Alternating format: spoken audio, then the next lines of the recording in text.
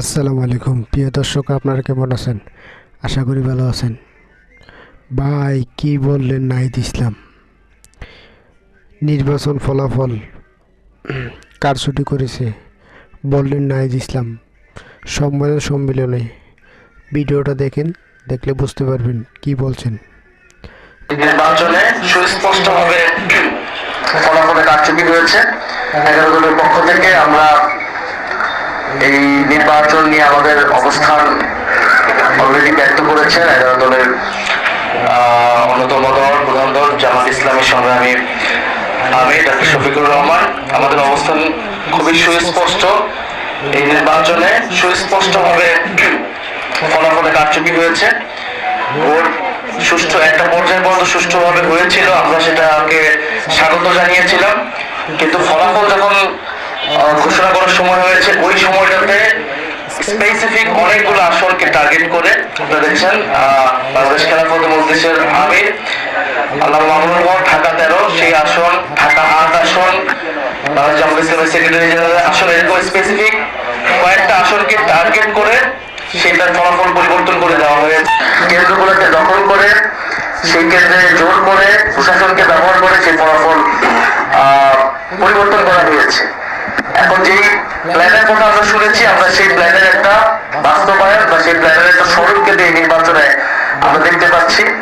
এবং এই ধরনের ফলাফল কারচুপি করে যারা পুরোনো আমলে আওয়ামী লীগ যেভাবে নির্বাচন করেছে সেই ধরনের প্রচেষ্টা আমরা যাদের ভিতরে দেখতে পাচ্ছি, তারা কিভাবে রাষ্ট্র পরিচালনা করবে, কিরকম দেশ পরিচালনা করবে, সেটা নিয়ে জনগণের মধ্যে প্রশ্ন এসেছে। এবং নির্বাচনের পর দিনই যারা তাদের প্রতিদ্বন্দ্বীদের উপরে হামলা, সারা দেশে নির্বিচারে বাড়ি ঘরে হামলা, আগুন লাগানো, হুমকি এবং এলাকা ছাড়া করতেছে, তাদের কাছে এই দেশের জনগণ, এই দেশের মানুষ কিভাবে নিরাপদ থাকবে সেটা নিয়ে প্রশ্ন এসেছে। এবং সেটার জন্য আমরা 11 দল কিন্তু ঐক্যবদ্ধ হয়েছি।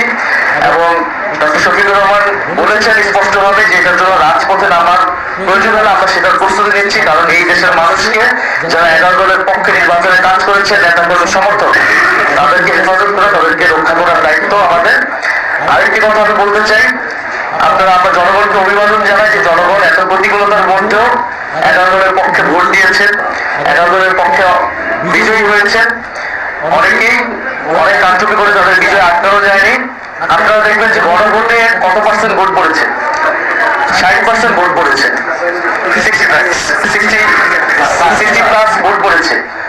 এই নির্বাচনে কিন্তু সুস্পষ্ট দুইটা পক্ষ ছিল, একটা সংস্কারের পক্ষ, পরিবর্তনের পক্ষ, যারা সংস্কার চায়, গণতন্ত্র চায়, চাঁদাবাজি বন্ধ করতে চায়, দুর্নীতি লুটপাটের বন্ধ করতে চায়, বিচার এবং সংস্কার চায়, আধিপত্যকে বিরোধিতা চায়। আরেকটি পক্ষ যারা পুরনো বন্দোবস্ত, পুরনো রাজনীতিকে প্রতিনিধিত্ব করেছে, যারা ভারতের সংবিধানকে চেয়েছে, যারা পুরনো যত ধরনের রাজনীতি আছে, যারা ঋণ খেলাপিদেরকে প্রশ্রয় দিয়েছে, যারা লুটপাট দুর্নীতি, সেই একই রাজনীতি করতে চায়।